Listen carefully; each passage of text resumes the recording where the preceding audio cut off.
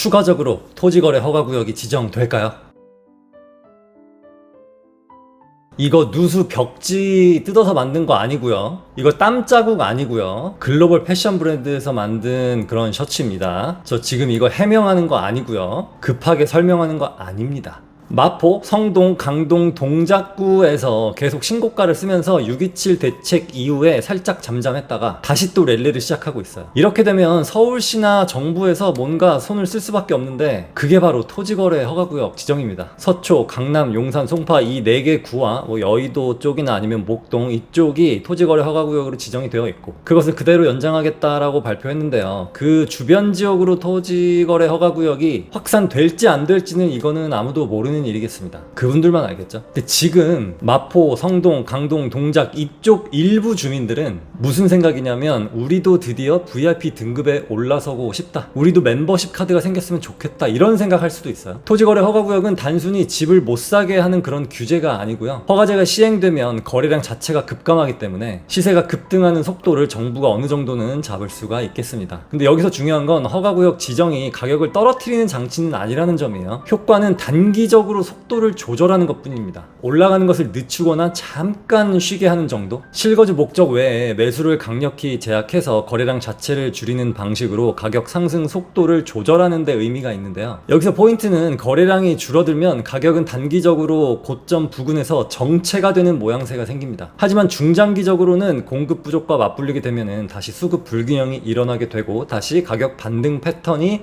일어나게 되는 이런 현상이 반복해요. 그래서 이 토어제라는 것은 사실은 근본적인 처방은 아닙니다. 이 강동구 쪽은 올림픽파크 포레온을 중심으로 고덕, 상일, 명일 쪽의 강세로 강동구 전체의 가격을 끌어올렸고 성동구는 강북의 강남으로 재평가를 받았고 그리고 또 성수동 재개발 이슈도 있죠. 동작구는 노량진과 흑성, 뉴타운 거기에 근접한 상도와 사당, 이수 이쪽의 시세도 많이 올랐습니다. 만약에 서울 일부 지역이 추가적으로 토어제가 지정이 되면 주민들은 오히려 우리도 드디어 VIP가 되었다 라며 좋아할 수도 있는데요. 왜냐면 허가구역으로 지정된다는 것은 그 지역이 서울의 중심이자 상급지로 인정받았다는 증거이기 때문이에요. 하지만 투자자 입장에서는 달라지겠죠. 자금력이 부족한 투자자 입장에서는 진입이 막히고 시장 참여자의 문턱을 높이는 제도이기 때문에 거래가 줄어도 가격은 하방 경직성이 더 강해집니다. 거래 절벽 속에 신고가가 나올 수밖에 없는 그런 현상이 벌어져요. 그리고 토어제가 지정되면은 단순히 그 지역만 영향을 받는 게 아니라 자본은 늘 대체지를 찾아서 이동을 하죠. 그래서 강하게 눌린 지역 바로 옆으로 수요가 번지게 됩니다. 이걸 흔히 풍선 효과라고 해요. 만약에 마포, 강동, 성동, 동작 이 4개 구가 토어제로 지정이 된다면 다음 대상지는 어디가 될까요? 또는 그 수혜지는 어디가 될까요? 바로 서대문구와 강서구, 동대문구, 광진구가 되겠습니다. 서대문구는 마포와 딱 붙어 있고요. 신촌, 홍제, 부가현 일대는 이미 마포의 대체지 역할을 해왔습니다. 특히 부가현 같은 경우는 마포의 시세를 바짝 따라서 움직이고 있어요. 그래서 마포가 묶이게 되면은 비슷한 입지인데 규제가 없는 서대문구가 주목을 받겠죠. 그럼 강서구인데요. 이 마곡지구는 이미 서울의 새로운 업무지구로 자리를 잡았고 일자리가 계속 들어오고 있어요. 그래서 업무지구와 어떤 신축의 조합으로 강서구가 반사이익을 얻을 겁니다. 동대문구도 성동구와 딱 붙어있는 지역으로 청량리역 자체의 개발 그리고 청량리 주변의 재개발 이런 것들이 진행되면서 지금 이미 강북의 교통 허브로서 자리를 잡아가고 있고요. 이문 휘경 일대가 최근에 지역이 업그레이드가 되는 과정 중에 시세가 상당히 많이 올랐는데요. 여기가 바로 대체 투자처가 되겠죠. 그 다음은 광진구입니다. 학군도 좋고 사대문과 강남 접근성이 둘 다 뛰어난 곳이고요. 자양동과 구이동 일대는 이미 재건축과 재개발로 기대감이 높고요. 그리고 또 지리적으로 또 성수동과 쭉 이어지기 때문에 성동구가 묶이게 되면 광진구가 자연스럽게 그 수요를 흡수할 겁니다. 그럼 경기도는 어디가 될까요? 바로 이미 상당히 고가의 시장을 형성하고 있는 과천과 분당이 되겠습니다. 과천과 분당은 웬만한 서울을 넘어서는 상급지라고 보시면 되겠고요. 특히 과천은 신축으로 싹 바뀌면서 평당 1억에 다가서고 있어요. 판교를 포함한 분당도 마찬가지라고 보시면 되겠습니다. 하지만 토지거래 허가구역이라는 게 상당히 큰 규제이기 때문에 이 정부 입장에서는 이게 쓸지 말지는 되게 신중할 거예요. 그리고 이게 또 지정이 한번 한번 되면은 또 퍼져서 2019년, 2020년 같은 전국 불장이 올지도 모른다는 것을 이번 정부는 어느 정도 인지를 하고 있거든요. 그래서 더더욱 쓰기가 쉽지 않을 겁니다. 그리고 또 하나, 최근 부동산 정책 논의에서 꾸준히 등장하는 것이 바로 전세 에스크로 제도입니다. 쉽게 말해서 임차인이 집주인에게 전세 보증금을 직접 맡기는 게 아니라 제3의 금융기관 계좌에 보관해두고 계약 만료 시점에 다시 안전하게 반환되도록 하는 장치예요. 취지는 분명합니다. 전세 사기와 그리고 보증금 미반환 문제를 막겠다는 의미가 되겠습니다. 하지만 문제는 이 제도가 도입되는 순간 전세라는 제도 자체의 근본적 존립이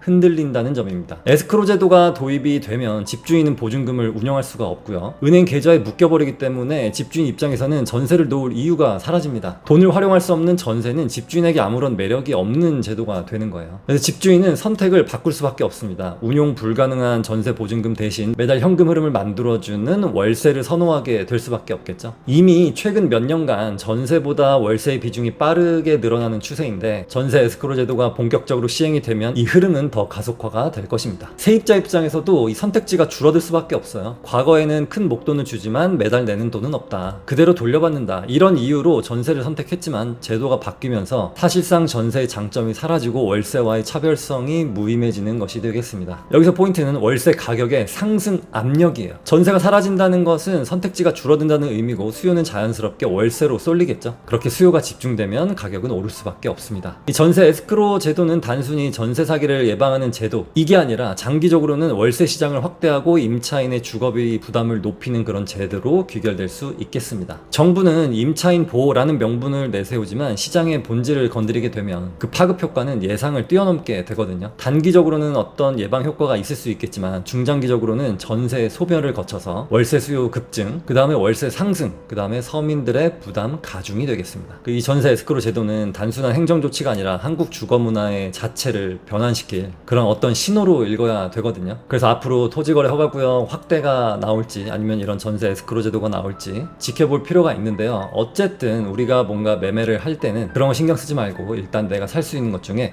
가장 좋은 곳을 사는 게 맞겠습니다. 그리고 제가 계속 강조드리는 입지와 황금성 꼭 기억하셨다가 좋은 선택하시길 바랄게요. 부동산 공부를 원하시는 분들은 나의 돈 많은 고객층과 김 부장의 이야기 읽어보시면 도움이 되겠습니다. 감사합니다.